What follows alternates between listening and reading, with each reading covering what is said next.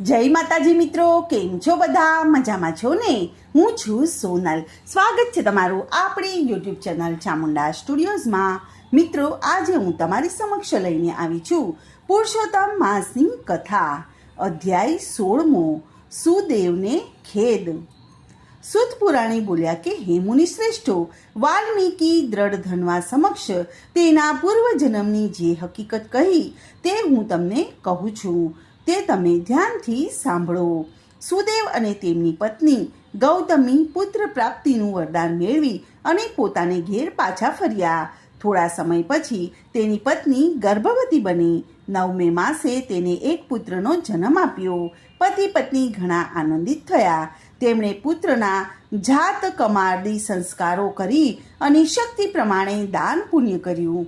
પુત્રનું નામ શુકદેવ રાખવામાં આવ્યું. પુત્ર જેમ જેમ મોટો થયો તેમ તેમ તેઓ પ્રસન્ન રહેવા લાગ્યા. યોગ્ય સમયે સુદેવે સુખદેવને યજ્ઞોપવિત આપી ગાયત્રીનો ઉપદેશ આપ્યો. આમ વૈદિક સંસ્કારની પ્રાપ્ત કરી અને સુખદેવ બ્રહ્મચર્ય વ્રત પાળવા લાગ્યો. મોટો થતાં ખંત અને ઉત્સાહથી અભ્યાસ કરવા લાગ્યો. તેની યાદશક્તિ સારી હતી. એક વખત વાંચવાથી તેને બધું જ યાદ રહી જતું હતું.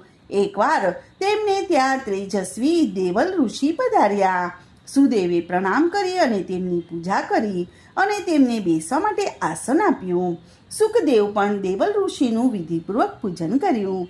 દેવલ ઋષિ સુખદેવનો હાથ જોયો. તેઓ આશ્ચર્યમાં પડી ગયા. તેના હાથમાં છત્ર, 2 ચામર અને જળ સહિત કમળ અને મધ્ય ભાગ ત્રિવલ્લીથી શોભતો હતો. હાથ જોઈ અને દેવલ ઋષિએ સુદેવને કહ્યું કે તારો પુત્ર ઘણો જ ભાગ્યવંત છે. તેનું ભાગ્ય ઘણું પ્રબળ છે, છતાં તેમાં એક દોષ છે. આને જળની ઘાત છે. તેથી તે 12 વર્ષનો થશે ત્યારે તેનું જળથી મૃત્યુ થશે. તે વખત તમે ચિંતા કરશો નહીં. દેવની ઈચ્છા આગળ કોઈનું પણ કંઈ ચાલતું નથી. દરેક જન્મે છે અને દરેક મરે પણ છે. આમ જમાવી અને દેવલ ઋષિ બ્રહ્મલોકમાં ચાલ્યા ગયા. વિગત જાણી અને સુદેવ મૂર્છાવશ થઈ અને જમીન ઉપર પડી ગયો. ગૌતમી પોતાના પતિના મસ્તકને ખોળામાં લઈ અને દિલાસો આપતા કહેવા લાગી કે હે સ્વામી, ભાવિ કોઈ પણ સંજોગોમાં મિથ્યા થઈ શકતું નથી. રામચંદ્ર, યુધિષ્ઠિર, નળ જેવા ધર્માત્માઓને પણ દુઃખ વેઠવું પડ્યું હતું. દશરથ રાજાને પણ પુત્ર વિયોગ સહન કરવો પડ્યો હતો. આવા અનેક દ્રષ્ટાંત આપણી સમક્ષ છે. એટલે ધીરજ અને હિંમત રાખો અને હરિનું સ્મરણ કરો. તેમણે આપણને પુત્ર આપ્યો છે, તે આપણને સહાય કરશે. તેમની ઉપર શ્રદ્ધા રાખો. પત્નીની વાણીથી સુદેવ શાંત પડ્યો. તેમનો શોક હળવો પડ્યો. શ્રી બૃહ નારદીય પુરાણના પુરુષોત્તમ મહાત્મયનો પુત્રનું ભાવિ જાણી સુદેવને દુઃખ નામનો 16મો અધ્યાય સંપૂર્ણ. હવે આપણે સાંભળીશું પુરુષોત્તમ માસની પાવન કથા, જેનું નામ છે મૃગ અને મૃગલીની કથા. પુરુષોત્તમ માસની શરૂઆત થઈ એટલે ભાવિક ભક્તો પ્રાંતઃકાળે નદીએ સ્નાન કરવા આવતા અને જતા દેખાણા. સ્નાન કર્યા પછી કાંઠા ગોરમાનું પૂજન કરે. પોતાની શક્તિ મુજબ દાનોને દક્ષિણા આપે અને કિનારે થતી કથા અને વાર્તા સાંભળીને ઘેર જાય. નદી કિનારે એક નાનકડું ઝાડ અને પાન અને છોડવાઓથી ભર્યું ઉપવન હતું. આ ઝાડીમાં એક મૃગ અને મૃગલી રહેતા હતા. ઝાડી ઝાંખરાને કારણે કોઈ તેમાં પ્રવેશતું ન હતું, જેથી તેઓ બંને સુખેથી પોતાના દિવસો પસાર કરતા હતા. ઝાડીમાંથી તેમને ખોરાક મળી રહેતો હતો અને નદીએથી પીવા માટે પાણી એટલે કે જળ મળી રહેતું હતું. કોઈ દિવસ નહીં અને આજે એટલા બધા માનવીઓ નદીએ સ્નાન કરતા જોઈ અને કુતૂહલવશ થઈ અને તેઓ એક પાટની નીચે સંતાઈ અને બેઠા અને શા માટે બધા અહીં આવ્યા છે તે જાણવાનો પ્રયત્ન કર્યો. નદીએ સ્નાન કરવા આવનાર ભાવિકો અંદરો અંદર જે વાતો કરતા હતા તેના ઉપરથી તેમને ખ્યાલ આવ્યો કે આજથી પુરુષોત્તમ માસ ચાલુ થઈ ગયો છે અને પુરુષોત્તમ માસનું વ્રત કરનાર ભાવિકો અહીં આવી અને સ્નાન અને કાઠા ગોરમાનું પૂજન, દાન દક્ષિણા અને કથા વાર્તા સાંભળી અને પુણ્ય કમાવા આ બધું કરી રહ્યા છે. ત્યારે મૃગલાએ મૃગલીને કહ્યું કે આપણે પણ પુરુષોત્તમ માસનું વ્રત કરીએ તો કેમ લાગે તને? જો કોઈ પુણ્ય કાર્ય થાય તો આપણો પણ ઉદ્ધાર થઈ જાય. ત્યારે મૃગલીએ કહ્યું કે તારી વાત સાચી છે, પણ આપણે નદીમાં નાહવું કઈ રીતે? ત્યારે મૃગલાએ વિચાર કરીને જણાવ્યું કે જો આપણે જે પાટની નીચે બેઠા છીએ તે પાટ ઉપર નાહવા આવનાર પોતાના વસ્ત્રો નીચોવે છે, કેટલાક તેમને એના ઉપર સૂકવે છે.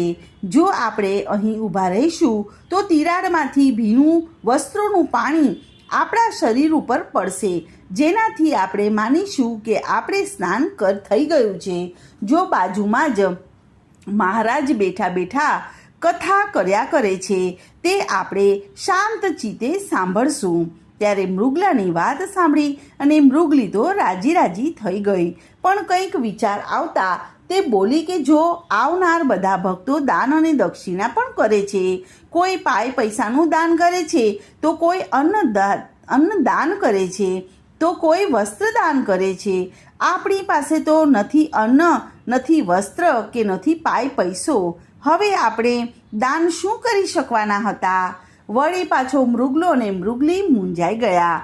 હવે કંઈક વિચાર કરી અને મૃગલો બોલ્યો કે મને એક વાત સૂઝે છે.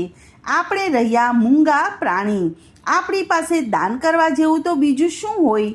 મને વિચાર આવે છે કે આપણે ઘાસનું દાન કરીએ. મૃગલી બોલી કે તારી વાત મને કંઈ સમજાતી નથી, કંઈક સમજાય એવી રીતે બોલ. ત્યારે મૃગલો બોલ્યો કે જો સાંભળ, સામે એક ગાય દેખાય છે, તે આપણે આપણા ઝાડામાંથી લીલું લીલું ઘાસ તોડી લાવી અને ગાયને ખવડાવશું. બિચારી મરવાના કાજે જીવી રહી છે, તેને લીલું ઘાસ ખાવા મળશે તો બિચારી બચી જશે અને આપણને પણ પુણ્ય મળશે. આમ પણ ગાય તો સૌની માતા કહેવાય છે. બંનેવને આ વાત ગમી ગઈ. તેમણે પણ પુરુષોત્તમ માસનું વ્રત તે જ ઘડીથી કરવાનો સંકલ્પ કર્યો અને પોતાની યોજના મુજબ વર્તવા લાગ્યા. તેઓ લીલું કૂણું ઘાસ ઝાડીમાંથી તોડી લાવી અને કૃષ ગાયને ખવડાવવા લાગ્યા. ગાય ઘણી ભૂખી હતી, ઊભી પણ થઈ નહોતી શકતી. લીલુંછમ ઘાસ ખાવાનું મળવાથી એનામાં કંઈક શક્તિ આવી. તે મૃગલા અને મૃગલી ઉપર ઘણી રાજી થઈ ગઈ. સવારે પાટની નીચે બેસી અને સ્નાન કરવું, બાજુમાં થતી કથા અને વાર્તા સાંભળવી અને ગાયને લીલું ઘાસ ખવડાવવું તે તેનો નિત્ય કર્મ થઈ ગયો હતો. ગાય તો હવે હુષ્ટપુષ્ટ થવા લાગી હતી. આમ કરતાં છેલ્લો દિવસ આવી ગયો. ત્યારે ગાયને વાછા આવી અને ગાય મૃગલા અને મૃગલીને ઉદ્દેશીને કહે છે કે તમે પુરુષોત્તમ માસ નિમિત્તે જે વ્રત કરી રહ્યા છો તે જોઈને હું પ્રસન્ન થઈ છું. તમે મારી વાત ધ્યાન દઈને સાંભળો. તમે અબોલા પ્રાણી હોવા છતાં પણ પુરુષોત્તમ ભગવાનનું વ્રત કરી સ્નાન અને કથા વાર્તા અને દાન કરો છો, તેનું ફળ તમને અવશ્ય મળશે. આ અવતારમાં જ તમને માનવ દેહ મળી જશે. પરંતુ આમ કરવા માટે તમારે મારી એક વાત માનવી પડશે. ગાયની વાત સાંભળી અને મૃગલો અને મૃગલી ધન્ય થઈ ગયા. તેમણે કહ્યું કે ગાય માતા, તમે મને જેમ કહીશો એમ અમે કરીશું. જો આ અવતારમાંથી અમારી મુક્તિ થઈ અને માનવ અવતાર મળે તો તેનાથી રૂડું શું? તમે જે કહીશો તેમ અમે કરીશું. ગાય બોલી કે આજે પુરુષોત્તમ માસનો છેલ્લો દિવસ છે. આજે રાત્રે સ્વયં પુરુષોત્તમ ભગવાન કાલદાયના વૃક્ષ ઉપર પ્રગટ થશે. તે સમયે તમે બંનેઓ ગળે ફાંસો ખાઈ લેજો. પુરુષોત્તમ ભગવાન તમને મરવા નહીં દે. તે તમને મૃગમાંથી માનવ જરૂર બનાવશે. ત્યારે મૃગલાએ પૂછ્યું કે અમારે ગળે ફાંસો ખાઈ કઈ રીતના ખાવો? દોરડું ક્યાંથી લાવવું? ગાય જઈને એક દોરડું લઈ આવી અને પછી મૃગલા અને મૃગલીને આપ્યું. અને રાત પડતા મૃગલો ને મૃગલી દોરડું લઈને કાલદાયના વૃક્ષ નીચે ગયા અને ભગવાનના પ્રાગટ્યની રાહ જોવા લાગ્યા. તેમની નજર વૃક્ષ ઉપર હતી. તેમણે ઝાડ ઉપર દોરડું લટકાવી દીધું હતું. એટલામાં બાળ સ્વરૂપ ભગવાન પુરુષોત્તમ ઝાડ ઉપર દેખાયા. બાળ સ્વરૂપ ભગવાનને જોતા કે તરત જ એના એક છેડાનો ગાળિયો મૃગલાએ પોતાના ગળામાં નાખ્યો અને બીજા છેડાનો ગાળિયો મૃગલીએ ગળામાં નાખી અને મરવાની તૈયારી કરી નાખી. બાળ સ્વરૂપે ભગવાન પુરુષોત્તમ મલક મલક હસતા તેમને મરતા રોકી અને પૂછવા લાગ્યા કે તમે બંને આ શું કરી રહ્યા છો? હું તમને તારવા માટે જ અહીં આવ્યો છું. તમે પશુ હોવા છતાં પણ પૂર્ણ શ્રદ્ધા અને ભક્તિ સાથે મારું વ્રત કર્યું છે, તેનું ફળ તમને અવશ્ય મળશે. આટલું કહી અને પ્રભુએ બંને ઉપર અમૃતના છાંટણા નાખ્યા કે મૃગલો પુરુષ બની જાય અને મૃગલી સ્ત્રી બની જાય. તેઓ બંને પ્રભુના ચરણોમાં ઢળી પડ્યા. બંને હર્ષના આંસુ વડે પ્રભુના ચરણ પખાળવા લાગ્યા. પ્રભુએ તેમના માથે હાથ મૂક્યો કે કહ્યું કે હે ભક્તો, પશુ દેહમાં હોવા છતાં પણ તમે મારું વ્રત કર્યું છે, તેનાથી હું મનુષ્ય અવતાર તમને મનુષ્ય અવતાર પ્રાપ્ત થયો છે. હવે તમે મારી સાથે વૈકુંઠમાં ચાલો. એવામાં ખરર કરતું એક દેવી વિમાન ઉતર્યું અને તેમની નજીક ઊભું રહી ગયું. ભગવાને બંનેને તેમાં બેસાડ્યા અને પોતે પણ તેમાં બેસી ગયા. થોડીક જ વારમાં વિમાન વૈકુંઠમાં આવી પહોંચ્યું. પુરુષોત્તમ માસના વ્રતના પ્રતાપે તેમનો ઉદ્ધાર થઈ ગયો. બોલો પુરુષોત્તમ ભગવાનની જય. કાઠા ગોર માત કી જય. કૃષ્ણ કનૈયા લાલ કી જય.